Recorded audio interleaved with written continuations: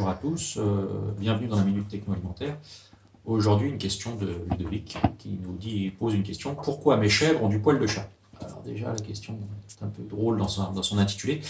Pourquoi les fromages de chèvre ont une moisissure qui pose des problèmes d'aspect que l'on appelle le poil de chat? Donc ce poil de chat, ce sont des moisissures de la famille des mucors, donc qui se caractérisent par des petits filaments blancs terminés par un sac de spores noires, ce qui donne cette couleur blanche grisâtre très envahissante et qui donne l'allure de poil de chat.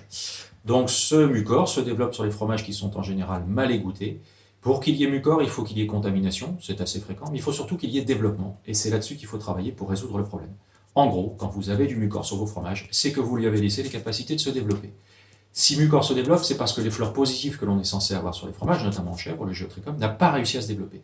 Et bien souvent, c'est parce que soit le fromage n'est pas assez salé, soit parce que le fromage n'a pas été salé de la bonne façon, par exemple salé en saumure par rapport à du salage au sel sec, soit parce que le fromage est moins égoutté, étant moins égoutté, il est plus humide, la même proportion de sel représente moins d'inhibition pour cette fleur-là, ou également plus simplement parce que le fromage est plus froid. Mucor, que l'on soit 11, 12, 13 degrés, se développe à la même vitesse. Par contre, géotrichum, la fleur positive, si on est à 11 degrés, il se développe plus, à 12, il se développe correctement, à 13, il se développe très bien. Donc en gros, dès qu'on est un petit peu plus froid que la normale, géotrichum, la fleur positive, ne se développe pas, et mucor prend le dessus.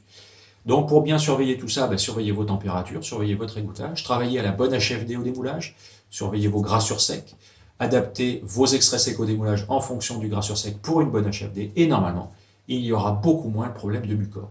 Si mucor vient de façon spontanée à certaines saisons, c'est que vous avez une variation de la composition du lait et que vous avez raté votre coagulation et votre égouttage, ce qui favorise le développement du mucor et peut-être même aussi, si vous regardez bien, de la grosse peau, voire de croûtes fluo sur les fromages.